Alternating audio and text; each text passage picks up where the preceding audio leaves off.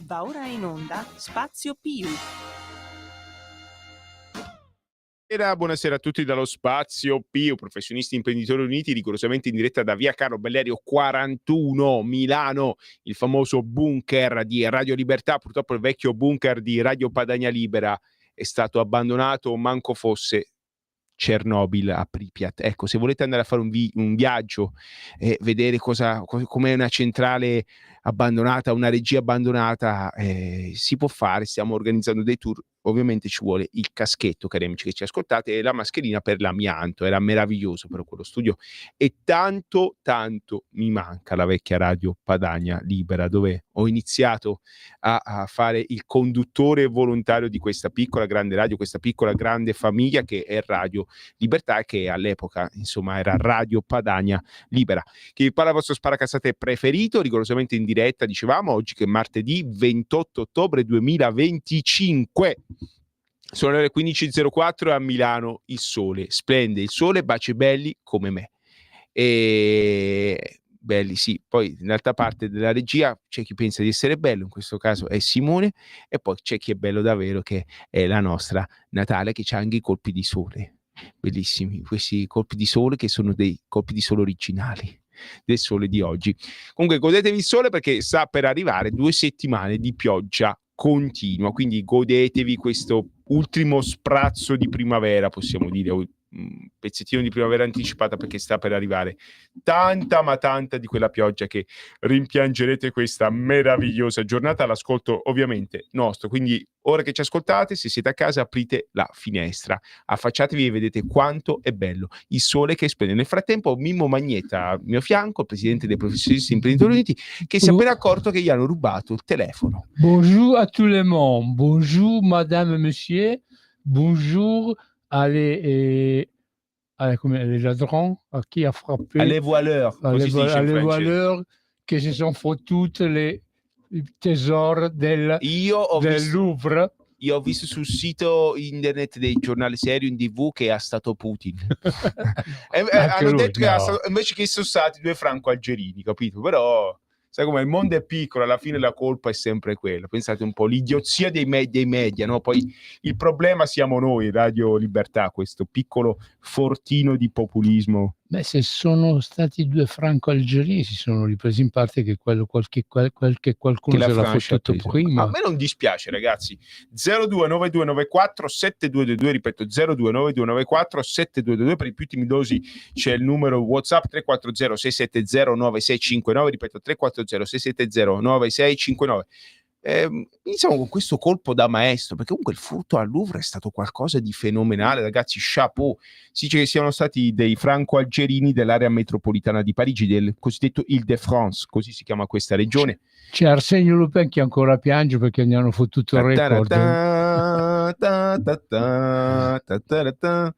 No, a parte gli scherzi, hanno fatto quella che è un'opera d'arte, perché hanno sfruttato una zona. Pensate che la finestra dove sono entrati, dove non ci sono telecamere che battono, è diventato un'attrazione turistica. Ci sono i pullman a Parigi che fermano davanti alla finestra dove sono entrati là. Posso dire una cosa?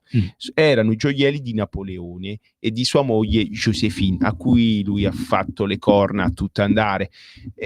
Comunque, per quello che Napoleone ha fatto in Europa, cioè tutti i danni, tutti i disastri, tutte le opere d'arte distrutte, compreso qua in Italia, voglio ricordare che Napoleone è il signore che ordinò di prendere a sassate il cenacolo vinciano. Sapete, noi siamo la trasmissione più antifrancese di Radio Libertà e dell'etere etero padano. Mo ci telefona il solito amico, dice, sì, hanno fatto bene, io sono contento. Per una volta voglio salutare gli amici franco-algerini dell'Île-de-France che hanno fatto quest'opera di bene, hanno restituito, no, a parte gli scherzi, però manco a farlo apposta, sicuramente erano frutto di qualche saccheggio, bottino delle truppe francesi, quindi sono corsi e ricorsi storici, come nemmeno a farlo apposta abbiamo una Francia che ha maggioranza africana ormai, è France-Afrique, così dicono, la Francia-Africa, e nemmeno a farlo apposta tutto quello che a livello coloniale la Francia ha fatto pagare non solo all'Africa ma anche all'Indocina. Ricordo che i colonizzatori francesi erano tra i più animali in assoluto, ecco. Pensate che in Indocina catturavano i loro nemici, li scuoiavano dalla vita in giù e ci facevano i pantaloni. Era un'usanza molto, sì, erano tremendi i francesi come colonizzatori, e quindi alla fine è come se un cerchio si chiudesse, il mondo all'incontrario famoso. Ormai la Francia è un paese in preda al caos, dove i francesi sono una minoranza. Mi ricorda tanto una volta la Lega aveva quel bellissimo manifesto con Col capo l'indiano. Sioux, Sì, gli indiani non hanno contato immigrazione, una volta erano la maggioranza, ora vivono le riserve, quindi meditate, gente, meditate. Beh, comunque noi abbiamo iniziato questa nostra trasmissione dello Spazio Più non solo per fare come al solito i versacci verso i nostri cugini d'Oltralpe, ma anche perché, visto che noi in questa trasmissione ogni tanto ci occupiamo di imprenditoria, di lavoratori autonomi, allora da questo colpo magistrale che hanno compiuto appunto i 2 o più persone franco-algerine, praticamente c'è stato un imprenditore che ne ha ricavato un vantaggio. Il proprietario del camioncino con la gru, col coso su cui si sono arrampicati. Cioè, Hanno affittato pure un coso di traslochi per sì, fare. no, sì, c'è il coso, la scala col gabbiotto, sono salite su là e praticamente il tizio in seguito al furto e alla pubblicità che ne ha ricavato, ci ha fatto la pubblicità. Allora, se avete bisogno di traslochi, ci siamo noi. Oh là là. Allora abbiamo Simone che ci dice che è in arrivo una chiamata da Palazzo Farnese in Roma, che è l'ambasciata di Francia. Quindi buonasera. No, buonasera, bonsoir. Bonsoir, madame l'ambassadrice. Nous sommes heureux de vous avoir ici. Prego. C'è altro da aggiungere. Buongiorno Lisetta, tutte e due. Buongiorno Lisetta. Volevo pure introdurmi sul colpo al Louvre, introdurre anch'io e dire qualcosa. Cioè i francesi, loro signori, ricordino tutti i furti fatti a noi. Brava. Cioè il 17 ottobre ricorreva, mi sembra, il 228° anno dell'infame trattato di Campoformio, con il quale Bonaparte, il furbone, infinocchiando i 4 cialtroni dei Giacobini, dei noi altri, cioè cedeva Venezia, il Veneto, l'Istria e la Dalmazia all'Austria. Poi aggiungo che come la Polonia nel 1939, mi sembra, veniva distrutto e smembrato uno Stato che, come certificato dall'Anna Brodel Balestrieri, non era affatto decadente, come fa comodo sostenere alla vulgata italiana e a tutti i suoi cortigiani. Il 19 ottobre 2025 giunge la notizia del furto al Louvre dei gioielli di Napoleone per opera di suoi moderni colleghi. Macron parla di un attacco, mi sembra, alla nostra storia. Pensi piuttosto alla distruzione della nostra storia e ai proventi di furto che ancora trattiene in Francia. Voglio significare agli amici francesi il sincero cordoglio dei veneziani e dei veneti, tutti per questo furto ai danni del patrimonio, di quello che Lord Wellington definì Napoleone Bonaparte magistralmente il gran ladro d'Europa. Non ho nient'altro da aggiungere, ragazzi, buona giornata, arrivederci, grazie. E noi definiamo magistralmente Lisetta poeta. Questa è stata poesia, tutto vero. Io sono nato e cresciuto in Veneto, nonostante le mie fattezze orrende. Posso dirvi che ancora c'è rabbia nel Triveneto per il trattato di Campoformio, o Campoformido, perché alcuni lo pronunciano in questa maniera, che a quanto pare un po' più vicino al sentire veneto. Insomma, Napoleone ha distrutto 1500 anni di Repubblica Veneta, di Repubblica Veneziana, una repubblica che era florida in tutti i sensi, come Lisetta ha raccontato, sia la Polonia ma soprattutto quello che era Venezia, uno stato, voglio ricordare, grazie al quale insomma la vittoria di Lepanto, la fermata dei turchi a Vienna è dovuto, insomma, se l'Europa moderna esiste, insomma, grazie a quello. Sì, e quindi questo è il signor Napoleone. Però sono i ricorsi storici. Fa specie che insomma i popoli colonizzati abbiano preso in mano, insomma, siano la maggioranza dei francesi, e fa anche specie che questo Stato, che è uno Stato cardine in Europa, è lo Stato che ha voluto l'euro, perché voglio ricordare che l'euro è stato voluto dal presidente François Mitterrand, socialista, è una creazione sua, lui era massone, insomma era tutta una serie di brutte cose secondo me, però l'euro viene partorito da lui per punire la Germania che si riunifica.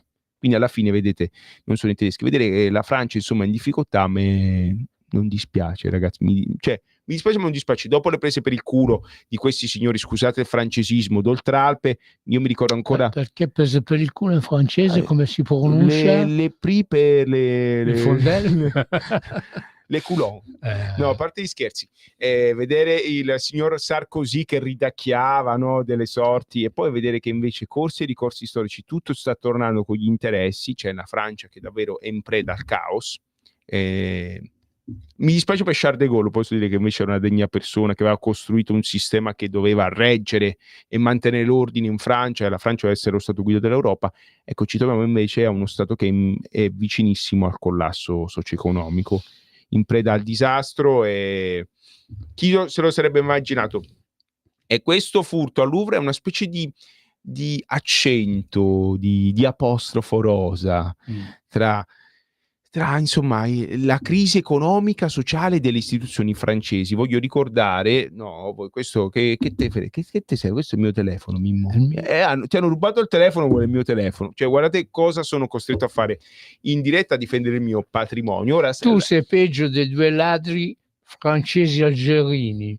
Ti sei rubato io il mio ora sai che telefono. faccio? Lascio tutto, la trasmissione in diretta, vado a cercare il telefono. Che ne dice? Quasi qua. Simone ha detto che c'ha 2 barboncini da caccia con cui andremo a recuperare il telefono di Mimmo, giusto? Sono quelli che usa anche per cercare i tartufi? Sì, è un po' timidoso là dietro la regia Cucciolo. Va bene.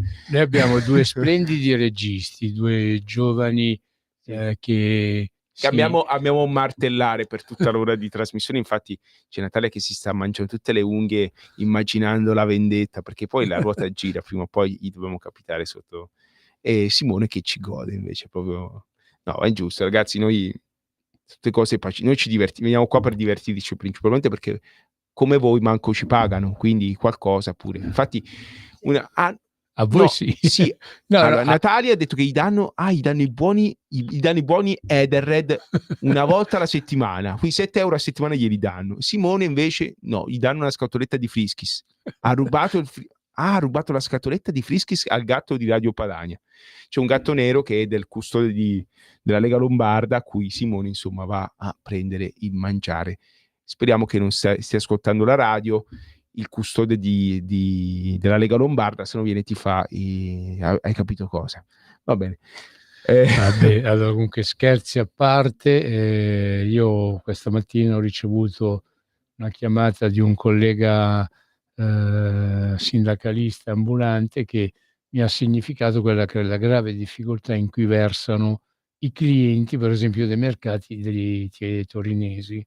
Cioè, mi pare che appunto lì la gente faccia fatica a pagare la spesa che gli serve per dare da mangiare. L'altro giorno ho sentito invece di qualcuno che faceva fatica a mantenere la famiglia perché pigliando 1.200 euro ne doveva pagare 800 d'affitto più tutte le altre varie utenze. Insomma, non è che se la Francia piange noi ridiamo. Sì, assolutamente. Sì, no, però vedere questo stato uno dei più forti in Europa in assoluto, lo stato l'unico stato dell'Europa continentale che ha un seggio all'ONU, al Consiglio di sicurezza, insomma. Pardon, al Consiglio di sicurezza che ha potere di veto, una potenza nucleare, uno stato che va a sobbilare disordini ovunque. Mi viene in mente l'Ucraina e tutta l'Africa. Che invece poi non riesce nemmeno ad autogovernarsi, in preda ai capricci di un presidente che insomma qualche problemino di ego e di capacità mentali evidentemente ha, perché ha gettato letteralmente il suo paese in preda al caos.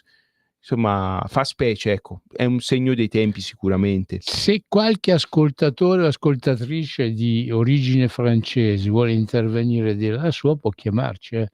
Noi diamo voce anche a chi ha la sventura di vivere in un paese come, in una nazione come la Francia. Di essere di origine gallica. Sì. Ecco, tanto per, come si dice, no sans être les Gallois. Una volta almeno la storia in Francia così si iniziava. Mimmo, se lo vuoi andare a trovare sto telefono, vai pure. Più che altro vorrei provare a vedere se sentiamo il nostro ospite. Sì, alle 3:30 dovevamo averlo, no? No, volendo potevamo chiamarlo anche prima. Se ecco, questa Sì, no, Natalia mi guarda male. Questo è Mimmo Magnetta quando fa le trasmissioni, cari amici. Mi viene a prendere a casa e dice: hai pensato qualcosa? Io non so che cavolo dire. Ecco come nascono le trasmissioni a Radio Libertà. Ma almeno perché le nostre. le trasmissioni sono più quelle spontanee, sono anche Sì, le migliori, sì. perché Sì, sì, dai. Simone, anche, Simo, chiamalo. Anche ora. Sì, se puoi chiamalo, se no, no. Noi per la gioia dei nostri registi, Ovviamente, noi le facciamo tutto al momento, non mandiamo. Il nostro ospite ovviamente non sa che sarà chiamato, quindi potrebbe essere al bagno, sotto la doccia, non lo so, portare il cane a fare la cacca. No, non c'è il cane, c'è il gatto. Ecco, peggio ancora, magari con il gatto rosso che fa la cacca e dice: ma io sono sotto la doccia, poi sto al bagno, se sentite dei rumori vabbè, però sono comunque ospite. Problema, monsieur Federico. Ragazzi, io vi chiedo umilmente scusa da parte di quello che resta di questa radio, che comunque grazie alla spilorceria di qualcuno, insomma, ha dovuto cedere. Voglio ricordare il canale della TV digitale terrestre, che era la nostra principale fonte d'ascolto, e restiamo solo sulla Radio DAB e su internet. Quindi, cari amici a casa, vi ringraziamo per l'ascolto. Se qualcuno ci vuole dare una mano, può farlo andando sul sito radiolibertà.org e fare dona.net. Ora siamo diventati .org. Perché la regia ridono, abbiamo cambiato sito, non me l'hanno detto. Comunque abbiamo il nostro ospite. Buonasera al dottor Marco Castelli, che è il nostro sociologo nonché esperto di geopolitica. Marco, però prima vorrei iniziare da una cosa local, se è possibile, dottor Castelli. Sì, buongiorno a tutti, ciao Fede, ciao Mimmo. Il nostro sito, siccome le regia mi sbeffeggiano e mi umiliano in continuazione, il nostro sito di Radio Libertà è radiolibertà.net o .org? Ragazzi, non sapete voi, è dura, net. Si verifica al volo, Net.net, perché abbiamo fatto le pulizie, mi ha detto Natalia. Netti, sì, eravamo .org fino a ieri. Poi ieri è passata la signora delle pulizie, siamo diventati .net perché è tutto netto. No, veramente è passato Mimmo sabato peggio e ha fatto sento. le pulizie. Ho portato via tutto. Ecco, ragazzi, siamo ho buttato anche il fico di Bellerio. Ecco, siamo talmente ridotti male che abbiamo pure la signora delle pulizie volontaria, oltre ai conduttori volontari, oltre a rompere, oltre ai registi volontari, abbiamo i conduttori volontari e gli ospiti volontari, ragazzi. Cioè, no? Potremmo fare l'ospite volontario. Potremmo fare la Croce Verde, visto che ci siamo con tutti questi volontari, almeno facciamo qualcosa di buono. No, facciamo la Croce Rossa, dai. La Croce Rossa, guarda che sono pagati. Certo, sì. Non ci stanno i volontari. No, ora è una società per azione, è una cosa carina hanno fatto. Marco, Mimmo, scusami. Abbiamo con noi Marco? No. Sì, è con noi Marco. Ci sono. Bonjour, monsieur Marco, comment ça va? Abbastanza bene, grazie, abbastanza bene. Voi tutto bene? Tutto bene, sì. Noi abbiamo cominciato parlando un po' di quello che è successo in Francia. Tu hai qualcosa da aggiungere sulla... Il famoso furto del Louvre, che ci ha lasciato sinceramente ammirati, però ci ha lasciato anche un po' suonati, perché è un po' se fosse l'emblema di quello che è di come è ridotta la Francia oggi. Cioè, nel caos totale delle 4 persone 5 entrano quasi indisturbate al Louvre e si prendono i gioielli di uno dei padri fondatori della patria francese, che è un certo Napoleone Bonaparte. Si potevano prendere pure la Gioconda e ce la riveniva a portare. Dici rubata una volta, rubate a tutti, giusto per fare la chiosa con la sempre ottima Lisetta, che sentivo essere come sempre puntualissima. Sì. No, non è che abbia molto da aggiungere, nel senso non sono informato sugli ultimi sviluppi. Sicuramente, insomma, quel poco che ho potuto vedere, insomma, ci lascia un po' perplesso, immagino un po' chiunque, oltre al fascino chiaramente del ladro alla Lupin che va a ruba senza colpo ferire, con anche una buona capacità di pianificazione anche nella fuga, insomma, al netto delle abilità dei ladri, sicuramente insomma qualche buco nella difesa c'è stato, e con dire qualche buco è un eufemismo. Nella difesa del maltolto, tu dici, perché ieri Porro in televisione Louvre, sì. No, io dico dalla parte dei ladri, perché ieri Porro in televisione diceva che praticamente quelli che hanno i 2 franco-algerini che hanno preso sono stati sacrificati, perché quelli si sono lasciati dietro la corona famosa, ma poi tutto il resto invece è sparito e non è stato ritrovato.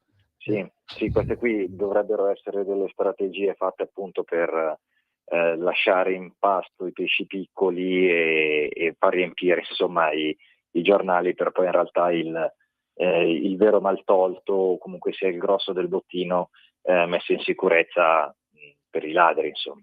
Ma però insomma Marco, scusami se ti interrompo, ma il bottino quindi è ora al Cremlino, come dicono Repubblica e il Corriere della Sera, perché subito a stato Putin abbiamo visto una mongolfiera con la faccia di Putin sopra il Louvre, cioè con davvero, la falce e martello? Sì, no, con la faccia di Putin, proprio, sì, che rideva mentre si fregavano le cose. Cioè, purtroppo Sì. lo stato dell'informazione nel nostro paese è pietoso. Ecco, Ma allora, il livello dell'informazione del nostro paese, quella di massa quantomeno, credo che stia sfiorando dei record incredibili che pensavo irraggiungibili dal periodo del Covid, che chiunque si ricorda, insomma, era stato un periodo circense, ecco, per l'informazione, direi quello.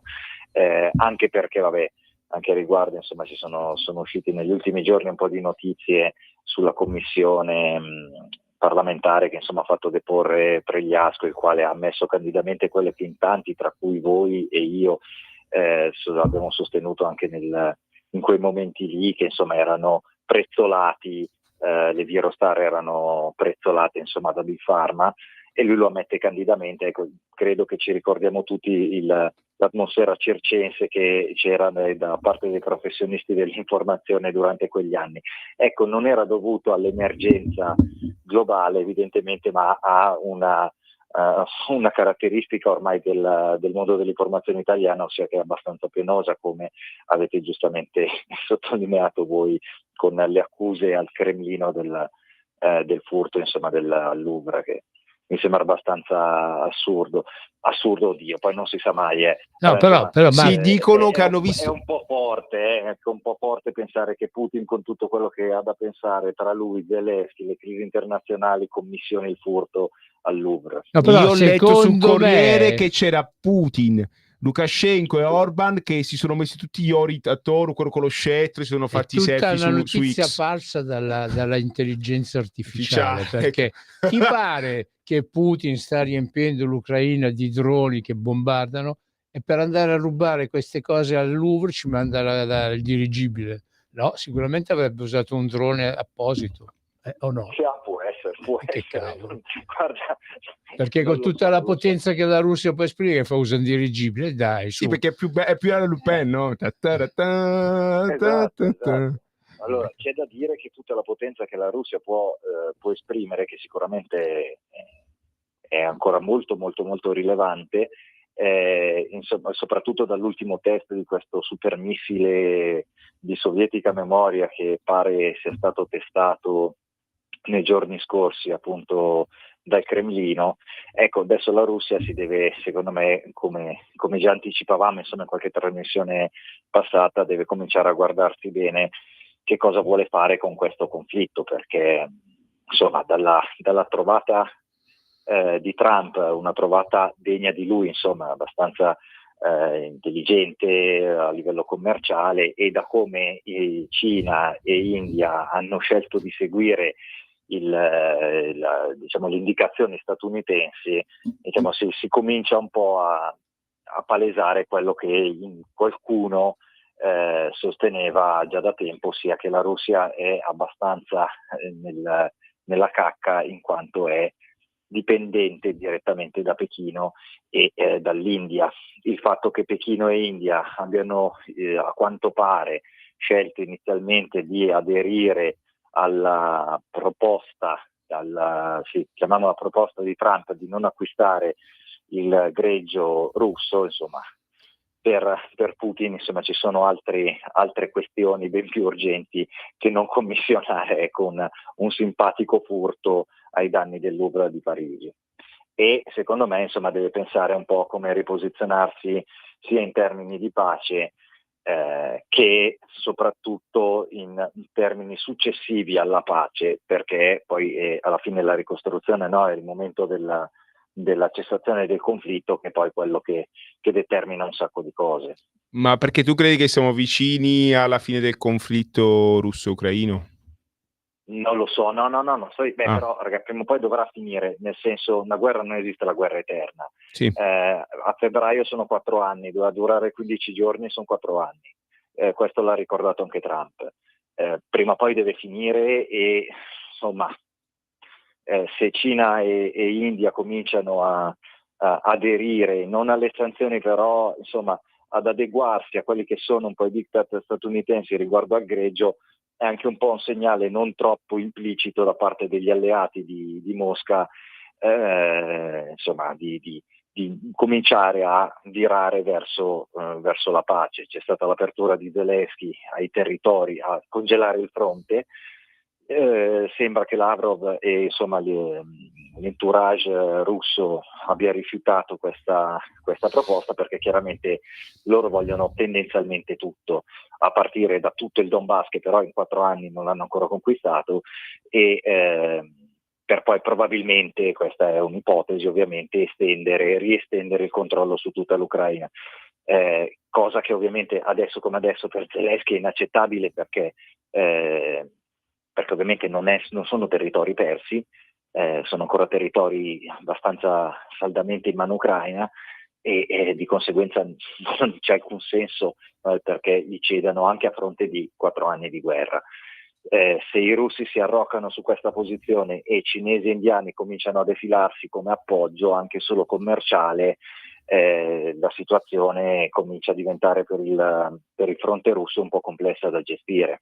Non so voi come la vedete a riguardo. Non lo so, io ho sentito che in verità la Cina come al solito sta prendendo per il sedere l'intero mondo, come hanno sempre fatto, perché può essere.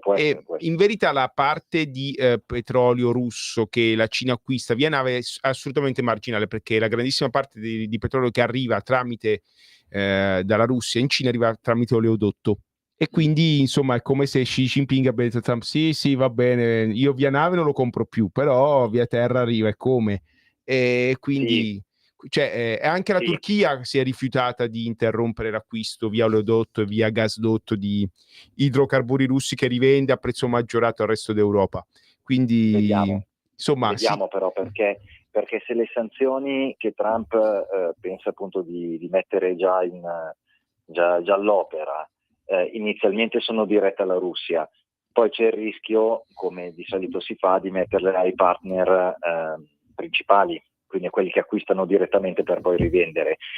In quel caso la manleva della contrattazione comincerebbe a essere un po' forte, soprattutto magari non per la Cina, con la quale chiaramente ci sono dei rapporti un po' più stringenti tra Stati Uniti e Pechino, non ultimo quello di giovedì, no? In cui hanno già messo a segno dei 3 punti importanti sia per gli Stati Uniti che per la Cina. Magari con Pechino si può tenere un certo tipo di relazioni, ma se le sanzioni dovessero prendere altri tipi di paesi, comincia a essere una manleva un po' forte. Marco, qui ti devo interrompere. Vedremo. Interrompere perché abbiamo la breve pausa pubblicitaria. E vai. Sempre più liberi con La Tua Radio è il nuovo sito che mette in prima pagina opinioni, firme, notizie, uno sguardo nuovo e originale sui fatti che ci circondano. Il nuovo quotidiano online, semplicemente radiolibertà.net.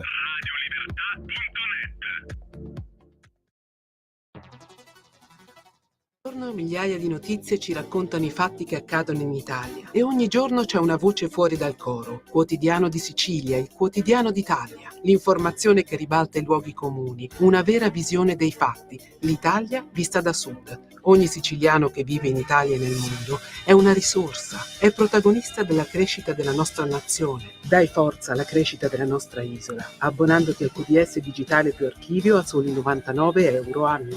Quotidiano di Sicilia, il quotidiano d'Italia, una scelta di valore. Stai ascoltando Radio Libertà, la tua voce libera, senza filtri né censura. La tua radio. E rieccoci in diretta con lo Spazio Più, Professionisti Imprenditori Uniti, con Mimmo Magnetta il presidente, Federico il vostro sparacazzate. ospite il dottor Marco Castelli. 0292947222 per chiunque volesse dire la sua senza filtri né censure. Pensate un po' quale lusso vi offriamo. 0292947222. Per i più temidosi c'è sempre il WhatsApp 340 670 9659, ripeto 340 670 9659. E Marco, ritorniamo, perché tra gli aspetti più interessanti della vicenda dei rapporti litigarelli russo-statunitensi si è aggiunta anche un'altra questione, il Venezuela. Si dice, alcune male lingue dicono che in verità gli Stati Uniti vogliono rovesciare il regime di Maduro, stanno cinturando il Venezuela con un naviglio abbastanza pesante, con i droni intervengono in continuazione con la scusa di operazioni anti-narcos. Non so se sia vero o no, io sapevo che dalla Colombia partiva gran parte della roba, però forse evidentemente anche il Venezuela si è impegnato ultimamente. È che in verità Russia e Stati Uniti si stiano sentendo molto per barattare una cosa e un'altra, avere insomma uno la mano libera da una parte, soprattutto Trump la mano libera in Venezuela. Non so tu come la vedi. A volte si sente anche nel mainstream, c'è aria di revoluzione in Venezuela, o il buon Maduro può continuare a stare seduto sul suo trono di oppressione e malgoverno, perché comunque parliamo di un paese che ha lo sfascio totale. Allora, direi che secondo me è assolutamente verosimile che si stia pensando a un regime change, insomma un rovesciamento più o meno coatto, cioè più o meno esplicitamente coatto da parte degli Stati Uniti del Venezuela, per tutta una serie di ragioni. Signori, non ultimo è che il Venezuela, come dicevi giustamente te, non è mal governato, è un paradosso, è un paese veramente allo sfascio, siamo ben lontani dal periodo di Chavez, con tutto quello che poteva essere quel periodo, quindi c'è chi lo vedeva molto bene, chi lo vedeva molto male, però era un paese integro, oggi un paese veramente distrutto, proprio economicamente, il morale dei cittadini, il dubbio sulle ultime elezioni sembrerebbe essere abbastanza fondato, il fatto che Maduro sia ancora saldo al governo appunto è anche, comunque sia frutto di una certa oppressione che fa nei confronti della popolazione, in particolare dei dissidenti, i quali non sono pochi. E quindi, come si sa, quando i dissidenti cominciano a essere tanti, anche alcuni un po' influenti, la possibilità di un regime change è più probabile, soprattutto se viene supportato dagli Stati Uniti, che stanno guardando quello che storicamente è il loro giardino di casa. Marco, perdona cosa. l'interruzione, però io mi sono cresciuto due segni in serpo, cioè questo che c'ho a fianco, che me ne dici di tutti i colori, e tu che mi dici il regime change. Ci è il regime change? Dillo con parole. Una volta si usava dire colpo di Stato, noi abbiamo avuto la CIA. Cambio di regime. Sì, è vero. A essere precisi, quando uno definisce il colpo di Stato da parte degli Stati Uniti, che nel gergale va bene, è la stessa cosa, si intende proprio che sono gli Stati Uniti che con appoggio diretto e i militari prendono il potere. Ecco, il regime change, diciamo che c'è un appoggio indiretto magari degli Stati Uniti a questa cosa. Comunque, sì, sostanzialmente la stessa cosa, è un colpo di Stato.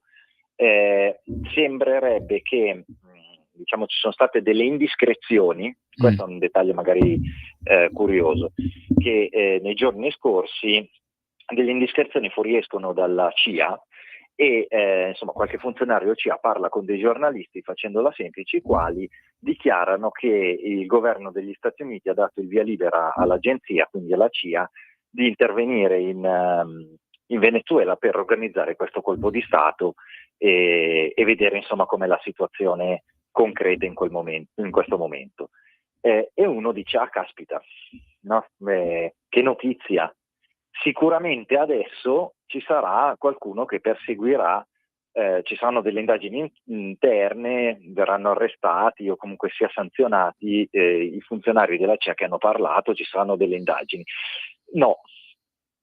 E questo dovrebbe farci pensare, farci capire un paio di cose, cioè che è la CIA stessa che ha voluto far uscire questo tipo di informazioni, in modo che, parlando alla stampa statunitense, la notizia arrivasse a Maduro. Tutto questo perché? Per cercare di aumentare il livello di pressione psicologica che già un governo come quello di Maduro che non è esattamente un governo solidissimo, come diciamo prima, senza opposizione e via dicendo, insomma aumentare una pressione psicologica in modo da metterlo ulteriormente in difficoltà. Sul discorso russo non credo che gli Stati Uniti possano permettersi di barattare l'Ucraina col Venezuela, non credo. Poi non si sa mai, però tenderei a dir di no, perché ormai sono troppo esposti anche sul fronte ucraino sin da Biden, è un po' più complesso il disimpegno verso l'Ucraina a favore della Russia rispetto invece alla Russia sul Venezuela, che non è così esplicito l'appoggio a Maduro né così direttamente riconducibile, nonostante tutti sanno che rientra nell'area di influenza russa. Sì, poi ricordiamo che il Venezuela, pur essendo tanto lontano, c'è tanto vicino, perché c'è una comunità italiana molto forte, enorme in Venezuela, davvero ci sono. Certo. E quindi sì, però ragazzi, il governo Maduro, veramente ci sono anche un sacco di video su YouTube fatto anche anzi in particolare da indipendenti anche italiani, fanno una fotografia sia del governo che del paese che è abbastanza tragica, sì. E ce ne sono tanti di estrazioni diverse che raggiungono le stesse conclusioni. Quindi chi mette più l'accento su un'ipotesi, diciamo così, di corruzione dei funzionari del governo, c'è chi dice che mette invece più l'accento appunto sull'aumento del narcotraffico, dove i narcos di fatto stanno controllando determinate zone e sono in accordo, comunque sia riescono a corrompere i funzionari del governo. C'è chi appunto sostiene che le politiche proprio di Maduro sono insensate. C'è chi mette l'accento da una parte e dall'altra sta di fatto che il Venezuela è lo scatafascio, quindi il buon Maduro dovrebbe cominciare a farsi un po' un esame di coscienza lui per quello che è il suo governo, per la sua gente, adesso indipendentemente poi dalle logiche internazionali, rispetto magari ad altre figure politiche che sono state controverse, che hanno subito appunto colpi di Stato. L'ultimo è Assad. Sì. No, per intenderci, Assad molti lo criticano, ma tanti altri invece lo supportano. Il governo di Assad ha resistito all'ISIS, e ricordiamoci che aveva la Legion d'onore della Francia prima che la Francia si svegliasse a definirlo nemico. Comunque si aveva la Siria una certa solidità. Poi sicuramente con grandissime criticità, poi sicuramente con tanti punti d'ombra, senza dubbio da parte nostra in Occidente. Non c'è dubbio, però era un governo solido con un piano di sviluppo del paese. Questo non è il Venezuela. Quindi anche lì non so neanche l'aiuto della Russia quale potrà essere con un soggetto come Maduro, che sembra essere giusto appunto duro di comprendonio e poco incline ad ascoltare consigli. Ecco.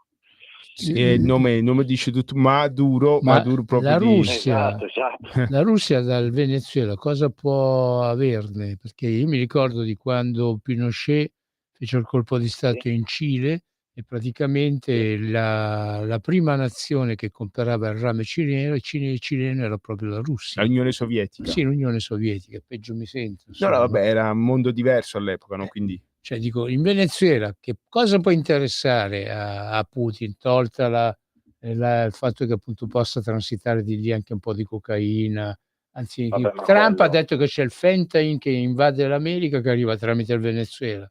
Mi pare di aver sentito una cosa del genere. Allora, non è da escludere, le rotte del fentanyl anni fa, che le guardavo qui nello spazio esteri presso Radio Libertà, se non sbaglio commentavo con svariati ospiti esperti a riguardo che appunto fosse un fenomeno cinese, quindi che il fentanyl arrivasse dalle rotte cinesi, per dirla brutta, anche indirettamente, quindi dato che i rapporti del Venezuela c'erano anche con la Cina, potrebbe essere una delle ragioni. Ora non è che venisse, non credo, non lo so, che venisse proprio prodotto in Cina, ma che fosse la Cina stessa che andasse a fomentare, l'esplosione di fentanyl negli Stati Uniti. È stato anche, sembra, argomento un po' a latere, o comunque su cui si è discusso meno a livello giornalistico, dell'incontro Trump-Xi Jinping. quello appunto del fentanyl, per cercare di interrompere o comunque sia di arginare un fenomeno grave. Non vorrei dare una notizia imprecisa, ma se non sbaglio ci sono stati anche 3 casi a Bari, se non ricordo male, nei giorni scorsi. Ecco, basta che non, insomma, è un'epidemia veramente di una droga tremenda. Insomma, ci si augura ovviamente che non arrivi come nessun'altra droga, ma questa è particolarmente, insomma, pericolosa e impattante a livello sociale. Insomma, ci si augura che non venga invasa tutta l'Europa e l'Italia. E sembra, stando a leggere quanto dichiarato, che il Venezuela è uno dei punti di smistamento di questo tipo di droga.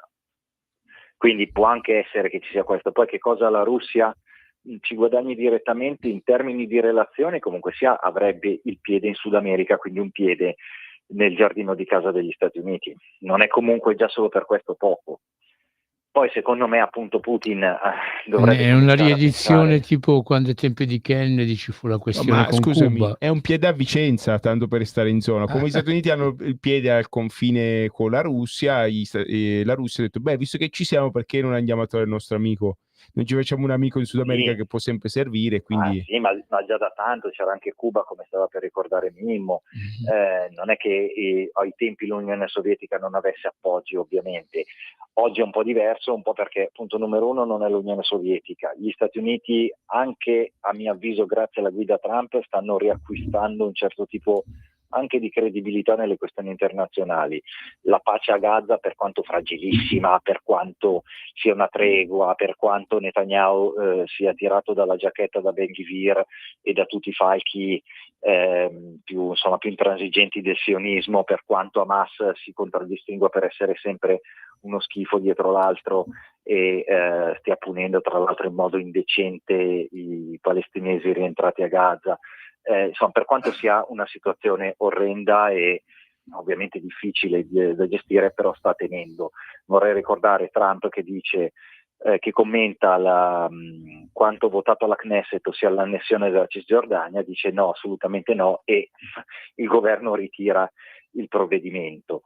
Se riesce a mettere pace in Ucraina, o comunque sia favorire uno sviluppo quantomeno di dialogo e un po' meno bombardamenti e un po' meno azioni militari, comincia a riconfermarsi non tanto come poliziotto del mondo quanto come pacificatore del mondo. E noi da Radio Libertà lanceremo la campagna perché venga dato il Nobel per la pace pure a Trump, giusto? Però allora ti dico, per quanto sia un americano e quindi molto lontano anche come modo di pensare rispetto a me, diciamo che se anche dovesse essere insignito di tale titolo, se dovesse riuscire a fare anche la pace in Ucraina, direi che se lo merita, perché in effetti per ora la situazione in Medio Oriente tiene, l'impegno c'è stato sia sul Medio Oriente che sul fronte ucraino. Ricordiamo che l'incontro in Alaska di Ferragosto è di questo Ferragosto qui. Poi, insomma, quando Trump dice sì, però Putin mi ha deluso, in effetti tutti i torti non ce li ha, perché gli è stato steso il tappeto rosso in più di un'occasione da parte di Trump a Putin, è stato anche maltrattato Zelensky alla Casa Bianca. C'è stata una bella apertura rispetto al precedente governo Biden nei confronti di Putin, il quale sta continuando a fare un braccio di ferro. Sì.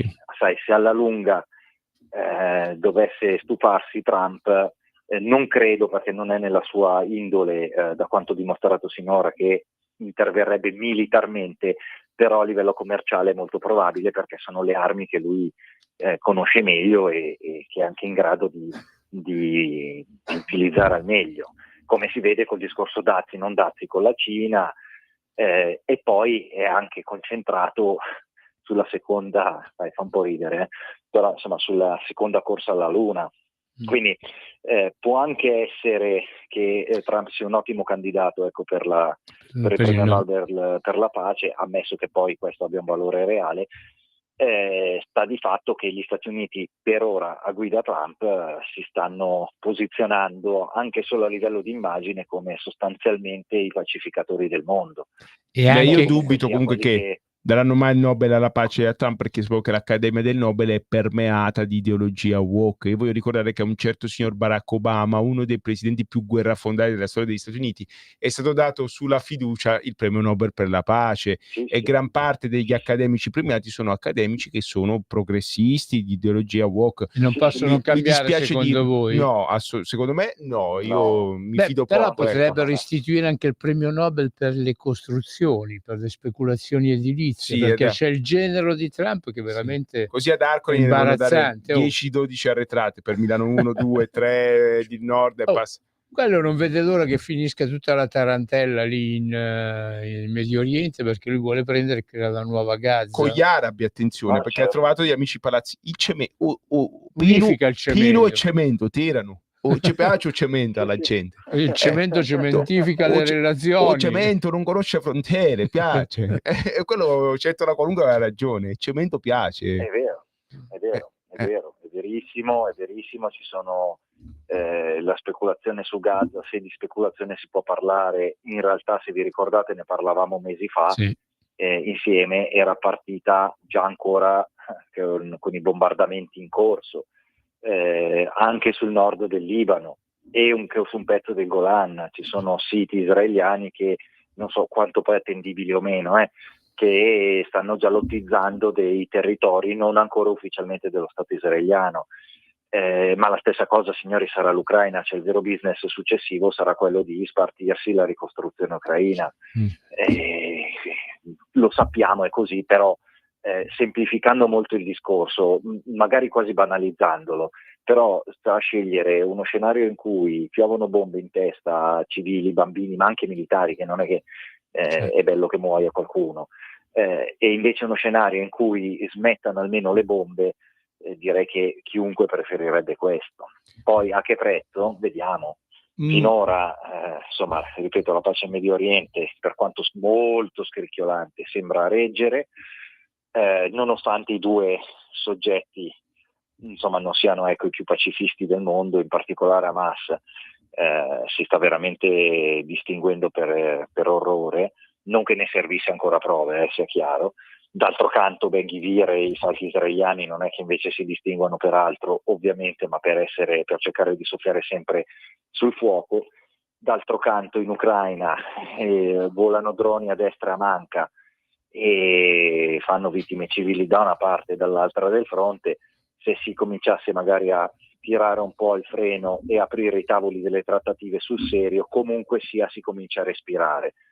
E secondo me è uno scenario in ogni parte del mondo più auspicabile rispetto a quello che abbiamo visto negli ultimi anni. Marco, non so voi come la vedete. Sì, che tra l'altro stiamo pagando noi europei, perché questa guerra, insomma, sta costando alle nostre economie. È notizia di oggi che la Germania è tornata in recessione, cioè è una guerra che sta pesando sull'economia europea oltremodo, perché il modello di sviluppo dell'Europa era arriva gas a buon prezzo e si rivende alla Russia, al mondo, le cose prodotte grazie all'energia a buon prezzo che arriva dalla Russia. Questo si è rotto e tutta l'Europa fa fatica ad andare avanti. È vero che abbiamo avuto, pensate un po', l'Italia, un paese che era il caos totale, ma tutta l'Europa ha avuto i complimenti di Le Figaro, che ha fatto un bellissimo editoriale, ha detto l'Italia è il paese più stabile, comunque l'economia sta tenendo, il parlamentarismo all'italiana, nonostante tutto, regge e mantiene il paese, le istituzioni solide, mentre in Francia c'è un disastro economico e istituzionale, Marco. E c'è questo Macron è fuori, cioè la Francia sta sperimentando da qualche tempo cosa vuol dire essere l'Italia. Ma peggio, no?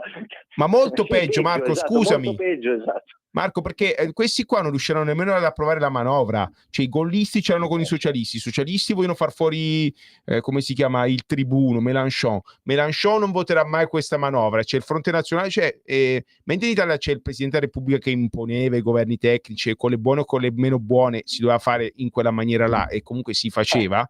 In Francia c'è il caos, sia a livello economico che istituzionale. Abbiamo iniziato con i ladri del Louvre, per dire che è un paese che davvero rischia di diventare fuori controllo. E io volevo da te qualche notizia, qualche rassicurazione. Il problema è l'Eliseo, a quanto pare.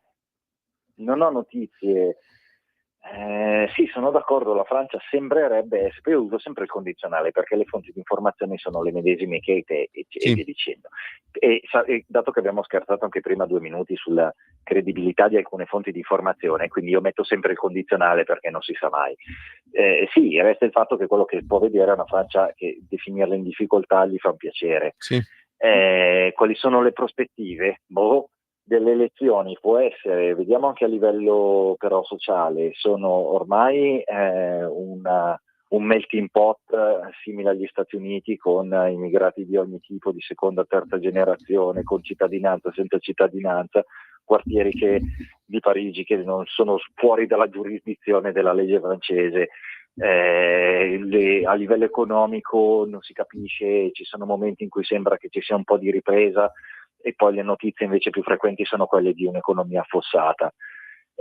Governi che non resistono neanche 15 giorni come l'ultimo, che cos'è che è durato? 8 giorni. 8 8 giorni, sì. cioè, una roba pazzesca. Viceversa da noi si comincia, ci sono secondo me 2 ragioni per le quali Le Figaro giustamente fa i complimenti all'Italia, perché prima di tutto non siamo abituati, è tipo il 3° governo più longevo della storia della Repubblica, 4° o 5° della storia dell'Unità d'Italia, e non siamo ancora arrivati a fine legislatura. Questo fa capire a che cosa noi fossimo abituati, cioè una frammentazione di governo e una frammentazione politica tale che per forza di cose portava all'immobilismo. E poi la seconda cosa, ci sono 2 figure centrali, secondo me, che danno molta fiducia all'estero. Una su tutte chiaramente la Premier, Giorgia Meloni, che comunque si riesce a far apprezzare da chiunque, e un motivo ci sarà, perché lavora bene, perché dà senso di stabilità, è brava, parla chiaro, e soprattutto alle parole, al di là delle promesse elettorali che è un capitolo a parte, ma alle parole, agli impegni di governo riesce a far seguire dei fatti, cosa che insomma già per l'Italia è una cosa abbastanza rara. L'altra figura che sicuramente piace all'estero è Giancarlo Giorgetti, il quale riesce a interfacciarsi molto bene tra i vari settori della politica internazionale, la politica economica internazionale, e ci prova almeno a interfacciarsi al meglio con quelle che sono poi le politiche interne italiane. Anche lui insomma parla abbastanza chiaro, Sì. molto tecnico, se vogliamo, poco demagogico, e questo secondo me ai vari player internazionali è un duo che piace molto. Perché ricordiamo che Giorgetti ha risanato il scusami, bilancio, cioè l'Italia partiva peggio della Francia, avevamo più del 7-8% deficit PIL, debito galoppante, cioè Conte ha lasciato un'Italia che era e Draghi ha lasciato l'Italia che era nel disastro, questo ricordiamolo, a livello economico. Appunto, no, ma dico, magari sai, una figura come il ministro dell'economia giustamente meno elettorale, no? E meno demagogica, perché sono cose più tecniche, ci si capisce poco o niente a livello di massa, è normale che sia così, però i soggetti internazionali invece, soprattutto gli addetti ai lavori, lo guardano, i risultati si vedono, e soprattutto queste 2 figure con una stabilità di governo che va avanti da anni è una questione più unica che rara nella storia della Repubblica Italiana, e secondo me quello ci deve fare svegliare un attimo dall'incubo a cui eravamo abituati, ossia sempre l'Italietta arlecchina serva di 1000 padroni, che non si capisce bene da che parte va, che c'è un governo, dopo 6 mesi c'è un altro, che dura 2 anni e sembra un'eternità, invece sono solo 2 anni. Riforme che non riescono mai a vedersi realizzate, invece adesso qualcosa si comincia a vedere, e la cosa più interessante è appunto il vedere anche paesi che insomma sono sempre stati molto critici con noi, che non sono guidati dall'entourage di destra, che invece esprimono apprezzamenti al governo Meloni e alla guida Giorgetti dell'economia.